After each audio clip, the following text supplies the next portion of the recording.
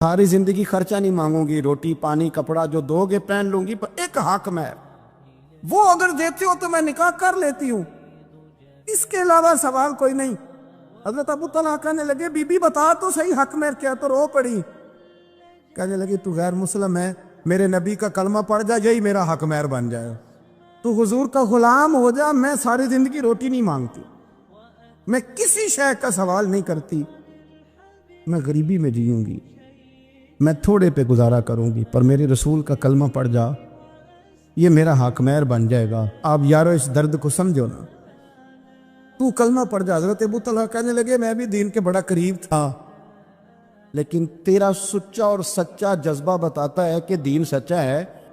फरमाने लगे तू अब निकाह कर चाहे ना कर, मैंने मुस्तफ़ा का कलमा पढ़ने का फैसला कर लिया, मैंने फैसला कर लिया है कि अब मैं नबी पाक का कलमा, और मेरी ये शर्त नहीं कि तू निकाह करे चाहे न करे, ये वो वाद हाकमेर है।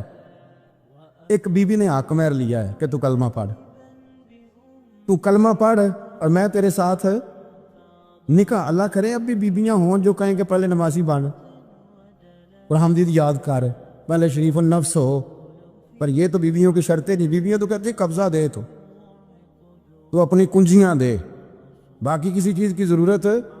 औरतों का बड़ा ताबनाक और ख़ूबसूरत किरदार रहा है दीन के लिए हमेशा, बल्कि जितने लोग दीन के लिए तैयार हुए, आलिम हों, मुजाहिद हों, गाजी हों, उस्ताद हों, हाफिज हों, इन सब को तैयार करने वाली माएँ हैं,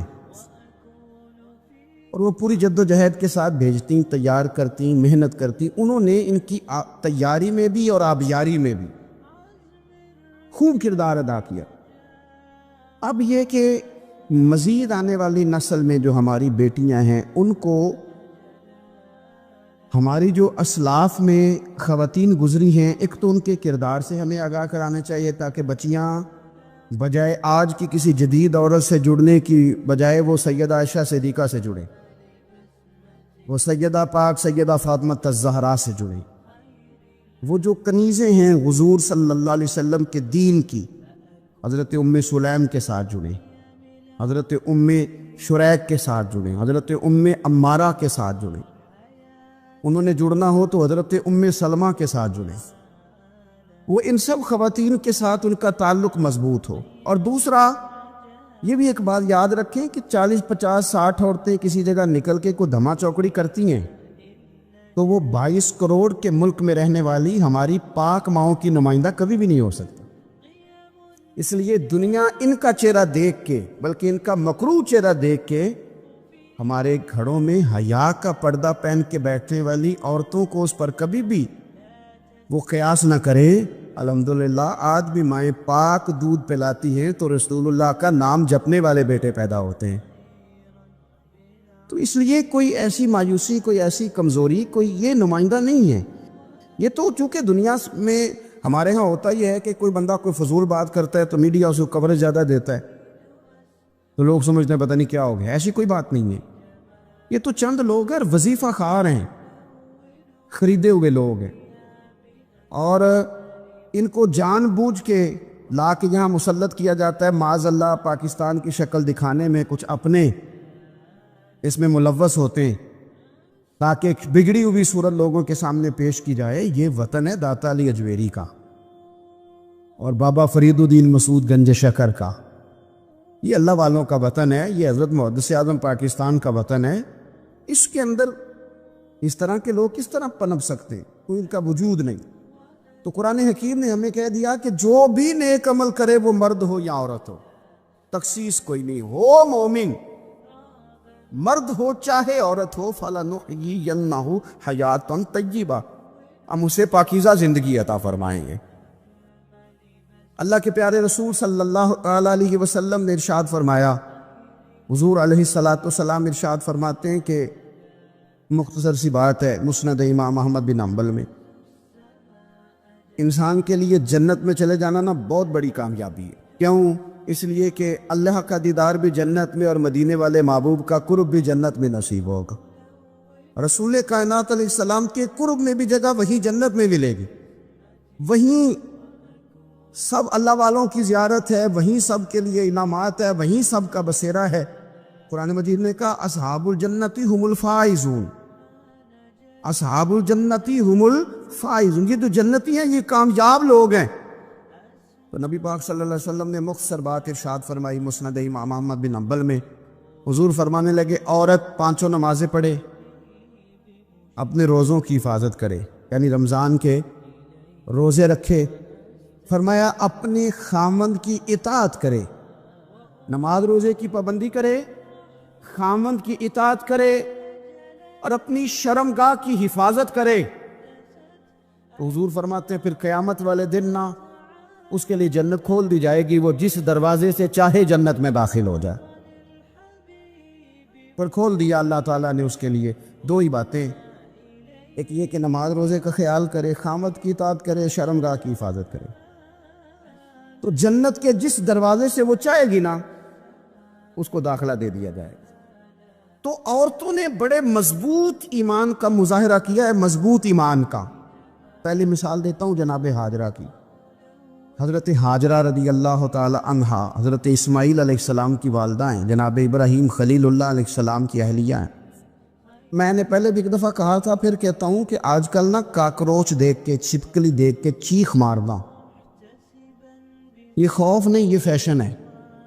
اسے پتہ چلتا ہے کہ یہ برگر فیملی ہے، اسے پتہ چلتا ہے یہ امیر لوگ ہیں، یعنی کاکروچ کھا جاتا ہے کہ چھپکلی کھا جاتی ہے، لیکن یہ نا جی وہ جی ہمارا بچہ چیخ مارتا ہے اس کو دیکھ کے، کیا مطلب ہے بڑا پڑھا لکھا جی، بڑی سوبر فیملی۔ یہ پڑھے لکھے نہیں، یہ بزدل ہونے کی علامت، کمزور پڑنا، ڈرنا، خوف کھانا، اللہ تبارک و تعالیٰ پر ایمان رکھتے ہوئے توکل میں کمزوری کرنا، معاذ اللہ۔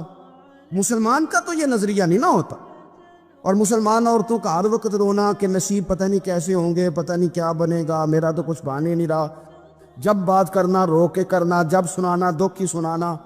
یہی حال ماں کا ہے، یہی بہن کا ہے، یہی بیٹی کا ہے، الا ماشاءاللہ کچھ اچھی بھی ہیں۔ تو اس قدر زیادہ کمزور نظریات مسلمان عورتوں کے نہیں ہوتے، اور پھر ساری زندگی اگر یاد کرنا ہے تو دکھ یاد کرنا ہے، سکھ نہیں یاد کرنا۔ زندگی کے اندر جہاں کسی جگہ آزمائش آئی اس کا ذکر روز کرنا ہے، اور جو آسانی آئی ان کو بھول جانا ہے۔ حضرت ہاجرہ کو جناب ابراہیم خلیل اللہ علیہ السلام چھوٹا سا بیٹا دے کے وادی غیر ذی زرعین میں چھوڑ آئے، اتنی سی کھجوریں، ایک مشکیزہ پانی کا، اس خاتون کو وہاں کھڑا کیا، دور دور تک آبادی کوئی نہیں، جنگل کا سما ہے، پرندے تک آ کے نہیں چہکتے، کوئی چیز نہیں دنیا کی، لیکن ایمان اس کو کہتے ہیں، طاقت اس کو کہتے ہیں، کلمہ پڑھنے کے بعد کھڑا رہنا اور اپنے توکل کو مضبوط رکھنا اس کو کہتے ہیں۔ حضرت ابراہیم واپس لوٹ رہے تھے تو جناب ہاجرہ نے ایک سوال پوچھا، بس ایک۔ جناب ہاجرہ عرض کرتی ہیں اللہ کے خلیل، یہ اپنی مرضی سے چھوڑ کے جا رہے ہو کہ رب کا حکم ہے؟ میرے مالک کی میرے بارے میں یہی فیصلہ ہے، یہی رضا ہے، یا آپ اپنی مرضی سے چھوڑ کے جا رہے؟ تو جناب خلیل علیہ السلام فرمانے لگے ہاجرہ نہیں، یہ رب کا فیصلہ ہے، یہ اللہ کی رضا ہے۔ تو آپ کو بخاری میں یہ لفظ ملیں گے، جناب ہاجرہ کہنے لگی پھر آپ فکر نہ کریں، اگر رب کا یہ حکم ہے تو پھر میرا رب ہمیں کبھی بھی ضائع نہیں کرے گا۔ یہ مضبوطی ایمان کی، یہ مضبوطی، رب پھر ہمیں کبھی ضائع۔ او میرے ملت کی بیٹیوں اور بہنوں، ساری امیدیں خامن سے کیوں لگاتی ہو؟ ساری امیدیں بیٹے اور بھائی سے کیوں لگاتی ہو؟ ساری امیدیں دنیا سے کیوں لگاتی ہو؟ اس طرح کرو، اپنی ساری امیدیں اپنے رب کے ساتھ وابستہ کرو، رب کی رضا پہ، رب کے فیصلوں پہ راضی رہنا سیکھو۔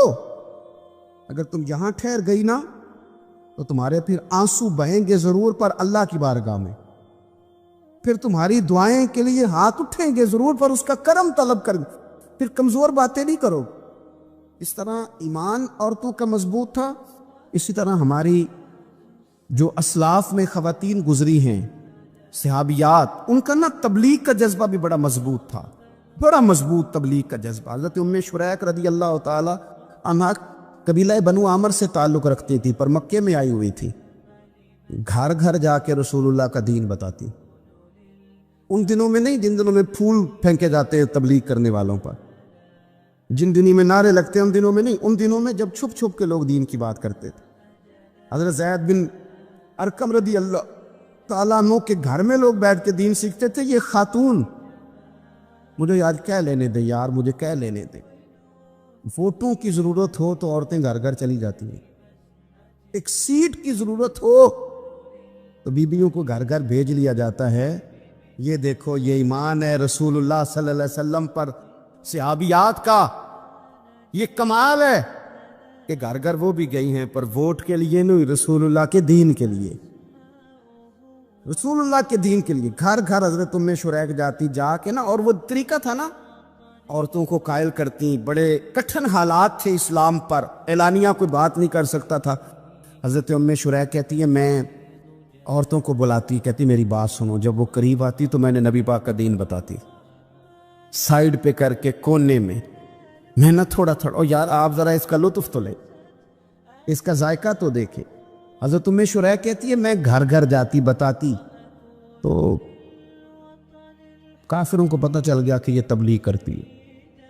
انہوں نے مجھے بلایا، کہنے لگے تیرے برادری اور قبیلے کا مسئلہ نہ ہوتا تو ہم تجھے قتل کر دیتے، اب ہم تجھے واپس بھیجتے ہیں۔ چند مردوں کو میرے ساتھ کیا، مجھے گھوڑے اور اونٹ کی ننگی پشت پر باندھ لیا۔ ننگی پشت پر لمبا سفر کرنا مشکل ہوتا ہے، پسینہ آئے، بڑی تکلیف ہوتی ہے گھوڑے پر بیٹھ، اب وہ کوئی کجاوا نہیں، کوئی چیز نہیں، اسی طرح باندھ کے لے گئے۔ اور فرماتی ہیں کہ 3 دن اور 3 راتوں کا وہ سفر تھا، رستے میں وہ خود چھاؤں میں بیٹھتے اور مجھے باندھ کے دھوپ میں ڈال دیتے۔ 3 دن میں نے زمین پر چلنے والی کسی چیز کی آواز نہیں سنی، لیکن وہ جب نبی پاک کے دین کی بات پوچھتے تو میرا کلیجہ خوشی کے ساتھ ٹھنڈا ہو جاتا، آنکھیں کھل جاتی، اور میں کہتی کیا بات ہے میرے نبی پاک کے دین کی۔ اس کیفیت میں بھی وہ تبلیغ کی لذت اپنی جگہ موجود۔ حضرت ام شریک رضی اللہ تعالیٰ عنہ فرماتی ہے ایک جگہ انہوں نے مجھے لٹا دیا باندھ کر، پیاس بڑی شدید تھی، پانی پینے کو دیتے نہیں تھے، روٹی کھانے کو، ایک عورت کی بات کر رہا ہوں، یہ خاتون کی بات کر رہا ہوں۔ آج کل تو ہمارے بچے شام کو سالن ٹھیک نہ پکا ہو تو موبائل توڑ دیتے ہیں، یہ قوم نہیں میدانوں میں جا سکتی، جہاد نہیں کر سکتی۔ خاتون کہتی ہے کہ شدید پیاس تھی اور مجھے باندھ کے لٹایا ہوا تھا، مجھے جب تکلیف بڑھ گئی تو اچانک میں نے دیکھا پانی کا ایک ڈول برآمد ہوا ہے، میں نے اس سے تھوڑا سا پی لیا، پر طلب ابھی باقی تھی، وہ پھر آ گیا برتن، میں نے پھر پیا، طلب ابھی باقی تھی، پھر برتن آ گئے۔ امام ابو نعیم نے اس کو لکھا ہے حلیۃ الاولیاء میں، فرماتے ہیں تیسری دفعہ وہ پھر بھرا ہوا ڈول پورے کا پورا آ گیا، اب میں نے پیا بھی، اپنے کپڑوں پہ بھی چھڑکا۔ جب وہ سارے بیدار ہوئے تو مجھے آگے کہنے لگے کہ تو نے ہمارا پانی استعمال کیا ہے؟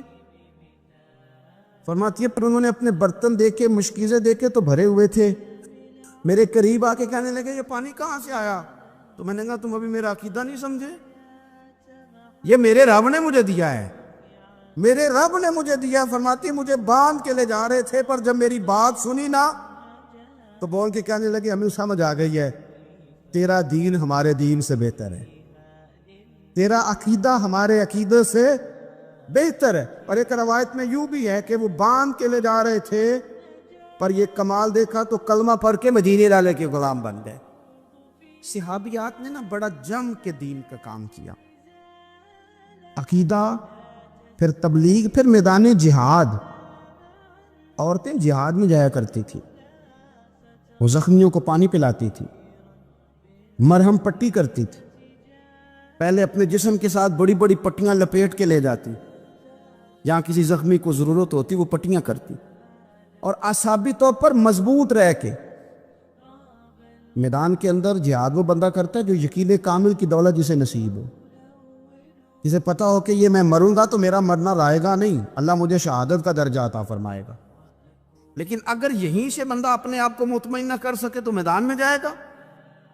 یقین کامل ہو، اگر ہو یقین کامل پیدا تو پھر کٹ جاتی ہیں زنجیریں، پھر انسان آگے مضبوطی سے آگے بڑھتا ہے۔ نبی پاک صلی اللہ علیہ وسلم جب جہاد کے لیے تشریف لے جاتے نا تو عورتوں پر کسی نہ کسی شخص کو نمائندہ بنا کے چھوڑ کے جاتے تھے۔ ایک دفعہ مولا علی شیر خدا کو بھی چھوڑ کے گئے، حضرت عبداللہ ابن مکتوم رضی اللہ تعالیٰ عنہ کو بھی ایک دفعہ چھوڑ کے گئے۔ ایک موقع پر نا حضور نے عورتوں کو ایک جگہ پہ چھوڑا پیچھے، تو وہ قلعہ تھا حضرت حسان بن ثابت رضی اللہ تعالیٰ عنہ، بڑا مضبوط قلعہ تھا۔ اس قلعے کے اندر خواتین ساری محفوظ کر کے ان کو وہاں بٹھا دیا گیا۔ حضور جہاد کے لیے چلے گئے۔ اب وہاں قلعے میں عورتوں کو اس لیے رکھا گیا تھا کہ یہاں یہودی بھی ہیں، تو ایسا نہ ہو کہ ہم باہر لڑیں تو وہ اندر سے کوئی شرارت کر دیں، لہٰذا عورتیں محفوظ رہیں۔ حضرت حسان بن ثابت رضی اللہ تعالیٰ عنہ کی ڈیوٹی تھی تلوار لے کے حفاظت کرنے کی، تو ایک یہودی آ گیا، وہ اب ٹو کرنے لگا، تجسس کرنے لگا کہ یہاں عورتیں ہیں تو کوئی مرد بھی ہے کہ نہیں، دائیں بائیں دیکھنے لگا۔ حضرت صفیہ رضی اللہ تعالیٰ عنہ نے توجہ کی، جناب حسان بن ثابت سے کہنے لے 1 منٹ لگا اس کی گردن مار دے، ایسا نہ ہو کہ یہ جا کے بتا دے، گردن اڑا دے۔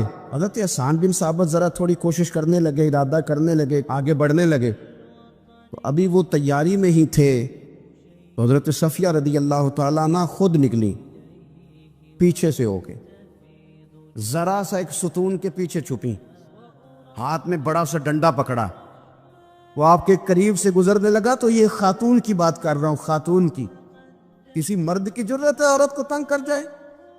شرط یہ ہے کہ عورت کے اندر بھی تو غیرت ایمانی ہو نا، اس کے اندر بھی تو وہ قوت ہو نا، ایسا نہ ہو کہ وہ کمزور پڑ جائے۔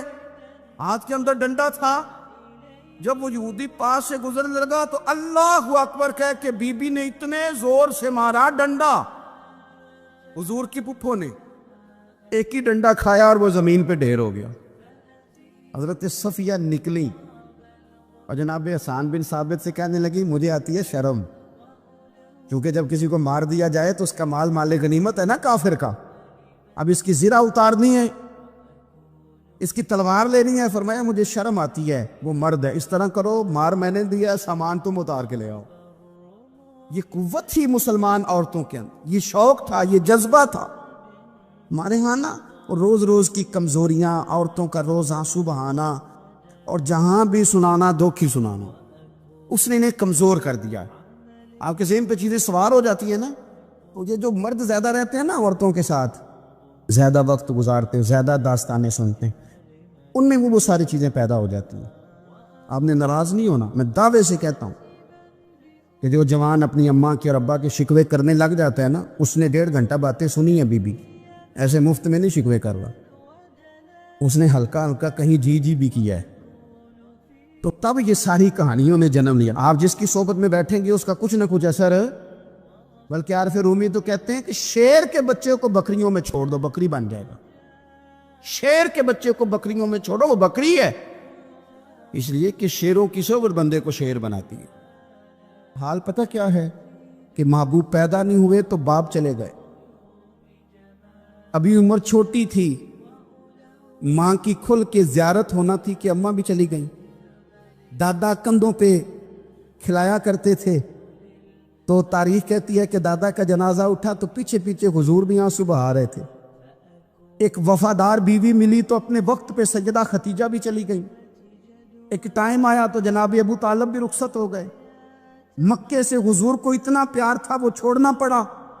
صادق اور امین کہنے والوں نے حضور کی دعوت کو قبول کرنے سے انکار کر دیا، تو رسول کریم نے اپنی پیشانی پر کسی قسم کا کوئی شکن نہیں آنے دیا۔ رسول پاک مدینے آئے تو لوگ تلواریں لے کے بدر میں آ گئے لڑنے، شہید کرنے، حضور وہاں بھی کوئی پریشان نہیں ہوتے۔ میدان احد آیا تو نبی پاک نے اپنے چچا کو کٹے ہوئے وجود میں دیکھا، نکلی ہوئی آنکھوں میں دیکھا، کٹے ہوئے ہونٹوں میں دیکھا، کسی جگہ میرے رسول پاک صلی اللہ تعالی علیہ وسلم شکوہ کرتے دکھائی نہیں دیتے۔ حضور کی وہ بیوی سیدہ عائشہ صدیقہ رضی اللہ تعالی عنہ، جن کی پاکی کا رب بیان کرے، ان پر منافقین نے الزام لگا دیا، اتنے پاک گھرانے پر لوگوں نے انگلی اٹھائی، میرے رسول نے آنسو بہائے، پر کسی جگہ حضور پریشان ہوتے دکھائی نہیں دیے۔ ہم ڈھونڈنے لگے، تلاش کرنے لگے، جب دروازہ رسول پہ گئے تو حضور خود بولے، میرے رسول فرمانے لگے میرے غلاموں یاد رکھنا یہ صبر میری چادر ہے، یہ صبر میری چادر ہے۔ یہ حوصلہ میری چادر ہے۔ سیدہ عائشہ صدیقہ رضی اللہ تعالیٰ عنہ فرمایا کرتی تھی، لوگوں مجھے اللہ کی عزت کی قسم میں نے حضور سے بڑھ کر کسی کو صبر کرنے والا نہیں دیکھا، کسی کو حوصلہ کرنے والا حضور سے بڑھ کے نہیں دیکھا۔ امت کو کیا ہو گیا؟ یہ چوراہوں پہ لڑ رہی ہے، چوکوں